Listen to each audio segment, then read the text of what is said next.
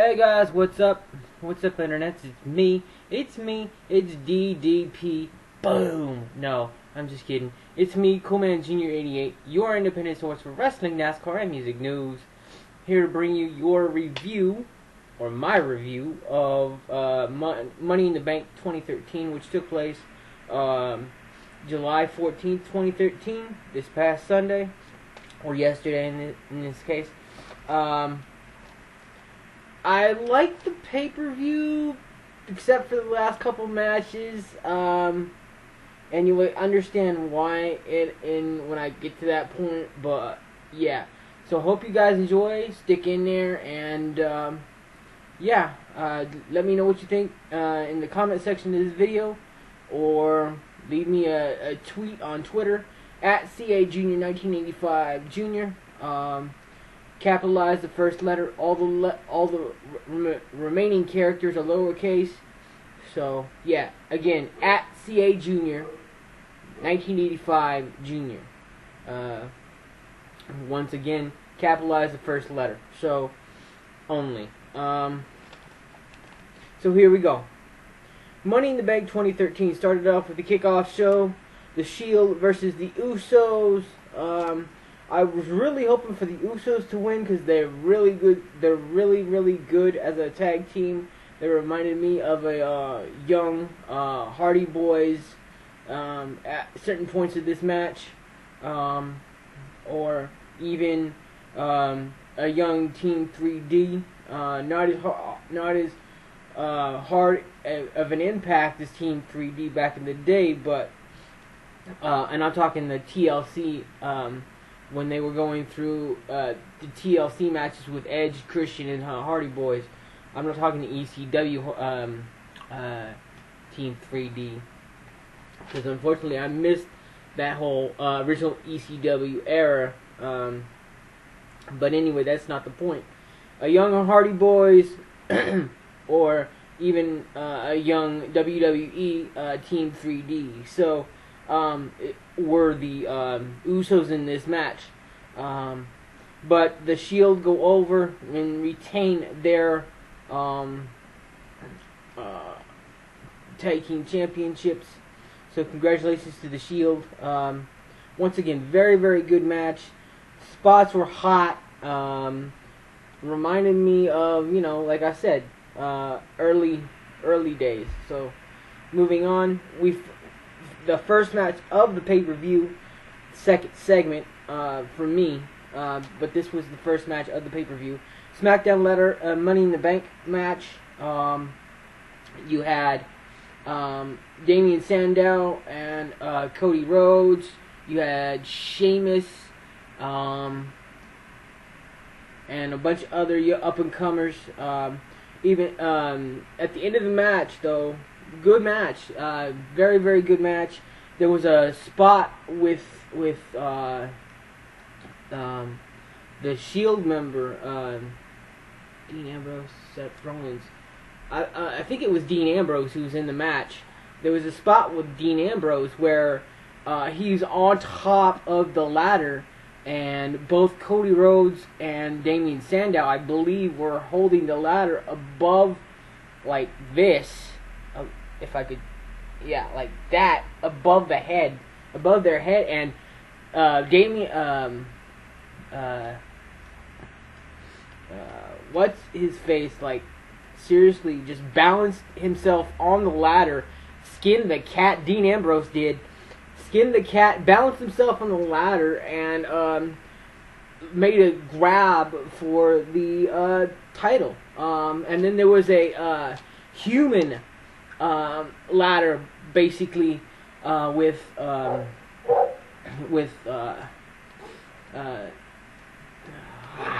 can't think of their names now. The Real Americans, Jack Swagger and Antonio Cesaro. They made a human ladder with Antonio on top because he was taller of the two, and Jack walked Antonio to the briefcase on the hook and up in 15 feet high, and Then Cody Rhodes out of nowhere kicked Jack Swagger's legs out from under him using a drop kick.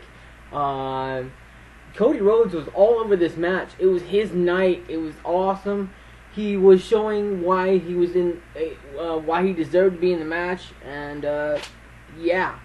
But unfortunately, as Cody Rhodes was going for the briefcase at the end of the match, here comes Damien Sandow, because apparently he'd been hiding behind the timekeeper's area,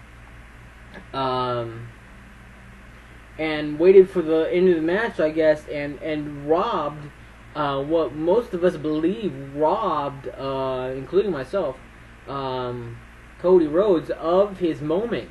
Third generation superstar, or no, second generation, excuse me. But I don't know why Damien Sandow did that. I don't know if he's finally given up on being friends with Cody Rhodes or what. But yeah, Damien Sandow is your Money in the Bank, your first Money in the Bank winner, SmackDown. So there we go. He has a guaranteed World Heavyweight title shot anytime within the next year, up to and including WrestleMania 30. Now, yeah, WrestleMania 30. So yeah, here we go. Segment number 3, segment number 2 for the pay-per-view. Vicky Guerrero tribute. The new GM of Raw comes out. I don't even know the guy's name now. Everything is escaping me. Anyway, Brad Maddox. Brad Maddox comes out, and new GM of Raw. Glad hands Vince and everything. As you know, Vicky Guerrero was summarily fired last week, the week before the pay-per-view, and she was relegated to the promo, not the pre-show panel before the show. She wasn't before this. She wasn't even on the show. She was on the pre-show with Big Show, with Kofi Kingston, and Matt Striker. Josh Matthews, excuse me.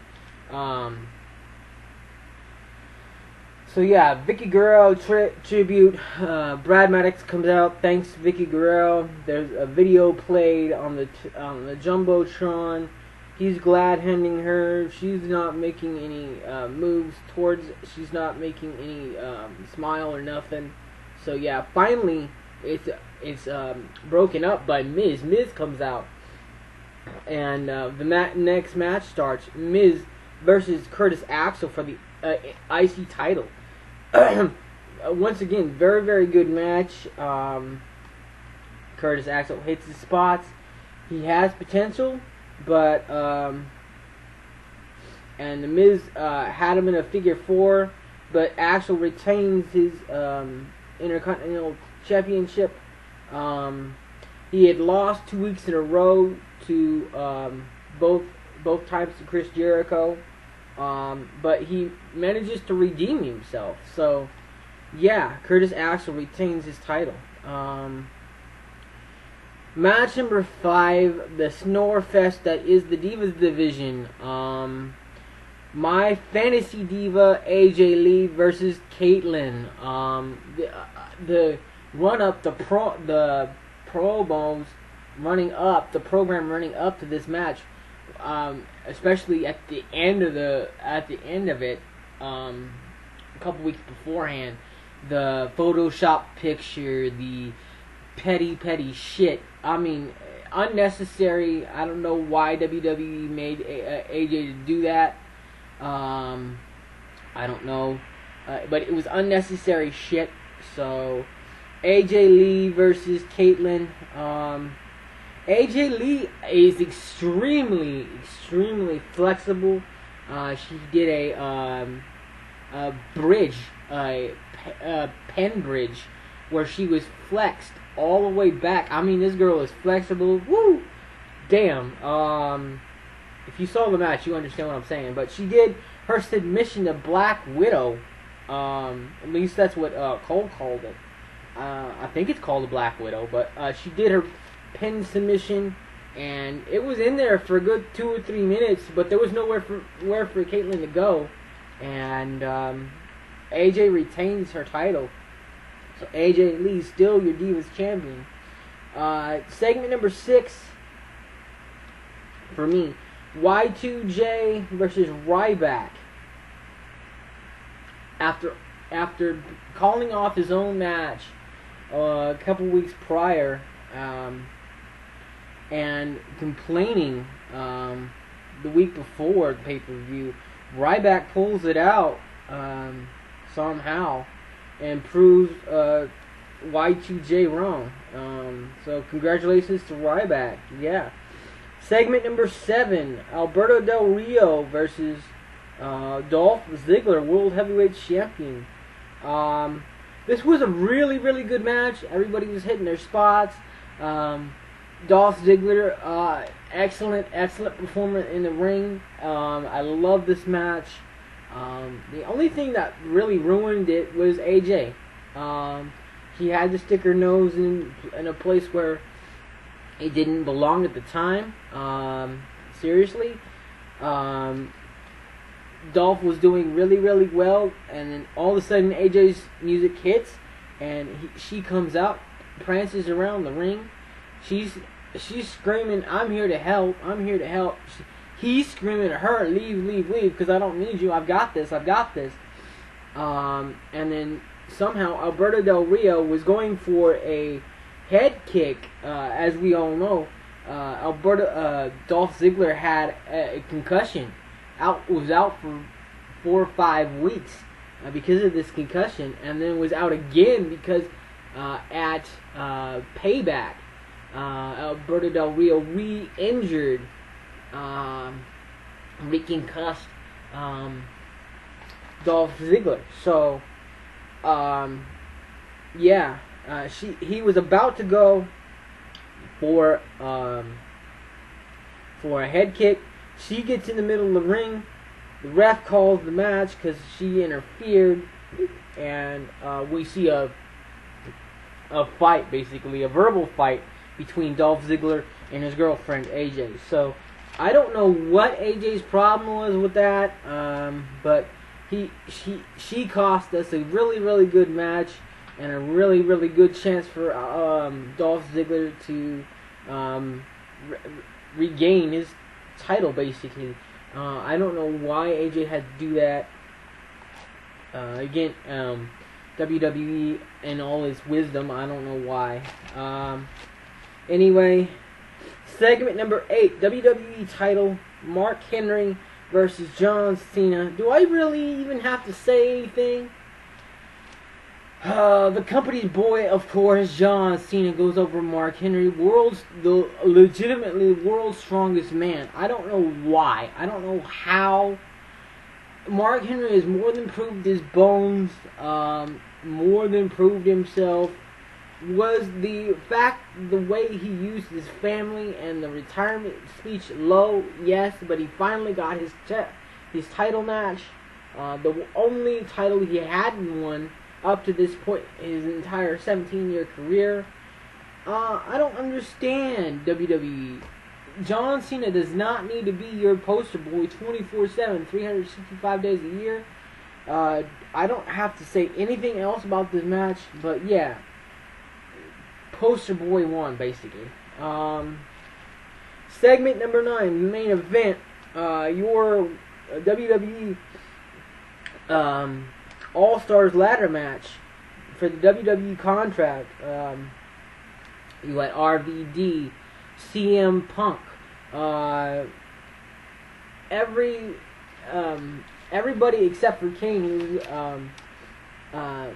put out of this match because of the Wyatt family. The week prior, the Wyatt family debuted, aka Husky Harris and a bunch of his cronies. So yeah. And then what I didn't like about this thing was there was an open slot on the Money in the Bank It was supposed to be seven member thing, and then I went on Twitter and saw Tommy Dreamer tease that he might be in Philly the night before and might take that open slot, but he never showed up. So I don't understand why Tommy Dreamer had to tease that. That was not due to the company. That was on his personal Twitter account, to my knowledge. I do not know why Tommy Dreamer had to do that again. Don't get my hopes up, Tommy, if you're not going to be there, because you would have been a lot better than, say, AJ versus Caitlyn. So I don't understand why you had to get our hopes up when there could have been three guys I could have been rooting for.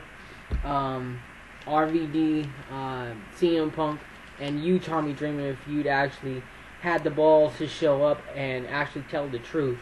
But yeah, I don't know why, and this is what got my goat at the end of the pay-per-view. Everything else was poor to okay or good, but this is what really got my goat, the main event.